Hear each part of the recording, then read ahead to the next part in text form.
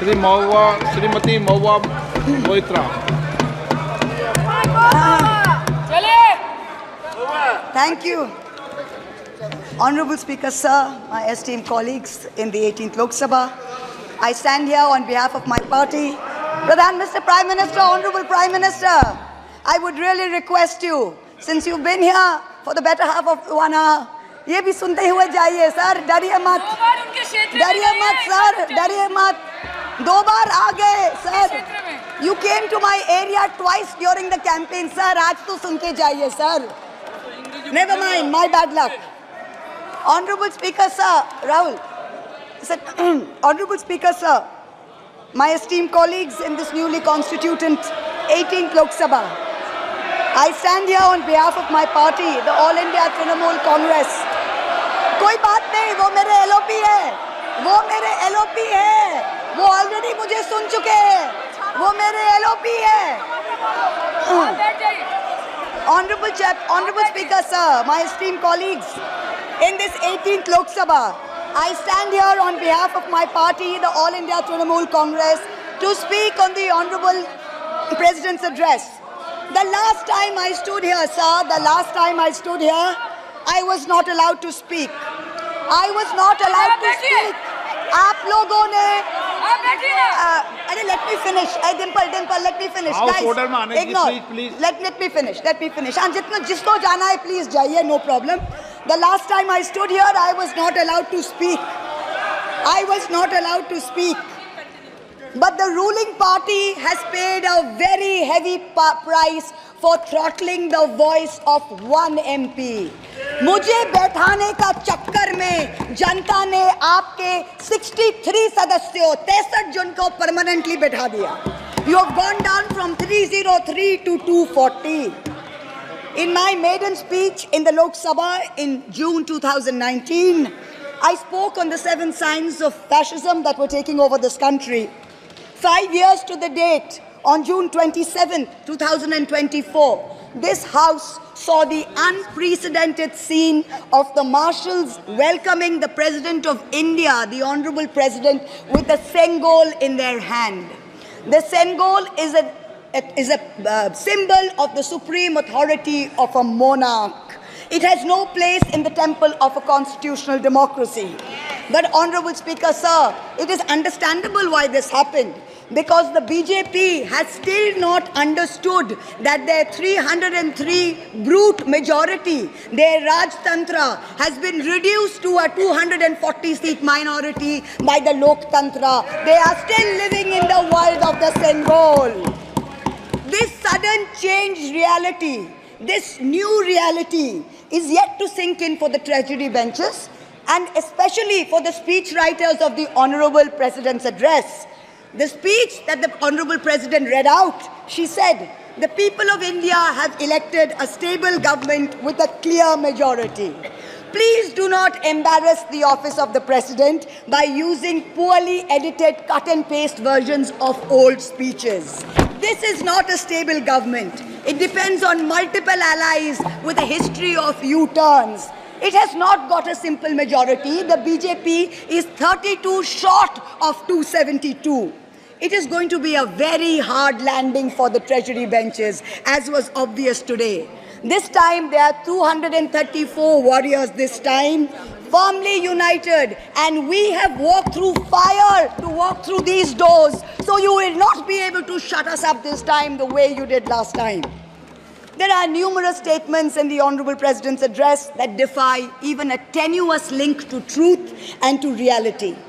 Like in my 2019 maiden speech when I spoke in 7 signs, today I have picked out 6 themes from the Honorable President's address, and I will analyze how each of them is an exercise in fallacy and exercise in untruth. The address covers many issues, but I have chosen 6 themes. The first theme, the Northeast. The Honorable President's address says that the government has increased allocation for the Northeast by 4 times, has worked for increased and lasting peace in the area. Now, I have one question. Why is the word Manipur nowhere in the speech? Why do we refer to the generic Northeast? During the Lok Sabha campaign, The BJP, the ruling party, the Honorable Prime Minister mentioned many words beginning with the letter M. Musalman, Mullah, Madrasa, Mughal, Mutton, Machli, Mujra, Mangal Sutra, but not once did they mention Manipur. We don't need to act east. The government says we want to act east. We don't need you to act east. Look east, walk east, and most important, embrace east. I stand here for my brothers and sisters of Manipur, and I quote the revolutionary poet Pablo Neruda. One morning the bonfires leapt out of the earth. One morning the bonfires leapt out of the earth, devouring human beings. And from then on the fire, from then on blood. Come, see the blood on the streets. Come, see the blood in the streets. Please go to Manipur, see the blood in the streets. The second theme in the President's address, women empowerment.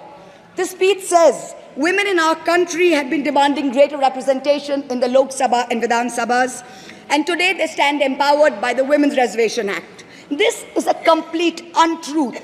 Firstly, you conveniently delayed reservation for women in parliament because you actually fear women. Yes. You fear Nari Shakti. Yes. You want their support, but you certainly don't want us here. The 17th Lok Sabha had 78 women, 14.3%. The 18th Lok Sabha, this Lok Sabha has only 74 women. 4 women less than last time, only 13.6%. The ruling party, the BJP, had called a special session to bring in the Women's Reservation Bill. They have got a shameful 30 women MPs out of 240, only 12.5%. It is only Mamata Banerjee's Trinamool Congress that in 2019 had 37%, and even this time has got 38%. The President's address talks of a comprehensive campaign by the government to enrich and make 3 crore women Lakhpati Didis. All that we have seen so far is a far more comprehensive campaign to make 1 Arabpati Dada. I'm sure I don't need to take his name in this house. I'm sure we all know who we are talking about. The third theme, Kashmir. The address mentions that after decades of shutdowns and strikes, the Kashmir Valley has voted in an atmosphere of stability and security. But if abrogating Section 370 was such a good idea, why did the ruling party, the BJP, not even dare to put up candidates in the 3 valley seats of Anantnag, Baramulla and Srinagar? If 370 was such a big deal and you were going to campaign on the basis of 370, you did not even dare to fight the seats. The Kashmir Valley has voted in MPs who were against your 2019 decision. You downgraded Ladakh into a union territory. You told them it was a temporary move. Today, 5 years later, the Ladakhis are still waiting. They have not got back their statehood.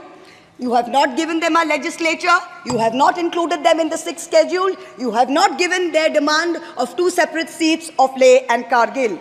As a result, in the current Lok Sabha, the Ladakhis have relegated you to 3rd position in the Lok Sabha. You lost it. The 4th theme in the Honorable President's address, the Election Commission of India. The speech expresses gratitude to the ECI for conducting the largest election in the world.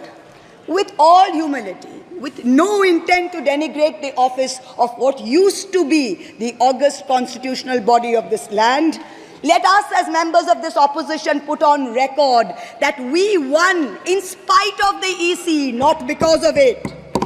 The commissioners chosen by a government-dominated panel in willful disobedience of the Supreme Court turned a deaf ear to the most egregious violations of the Model Code of Conduct by the ruling party, by the Honorable Prime Minister with his hate-filled speeches and his divisive religion-based rhetoric. This country has been ashamed and disgusted by the language used against minorities during this campaign. This election will go down in history where an eager and compliant election commission turned a blind eye and a deaf ear against the excesses of the ruling party when the MCC was in effect. Opposition leaders were arrested, party accounts were frozen, ED and CBI even came into our election offices with impunity. Ultimately, the voters took charge and they said, "Bahut ho gaya." Enough is enough. The fifth theme, and here I have to commend the speech writer's very dark, almost macabre sense of humor. The Indian Railways, aviation and infrastructure. The address says that work on the Ahmedabad-Mumbai bullet train is going on at a fast pace, and Indian Railways is doing feasibility studies for bullet train corridors in the north, in the south, in the east of India. Now I'm going to ask the government a question. Why are you, Honorable Chairperson? Is this a cruel joke?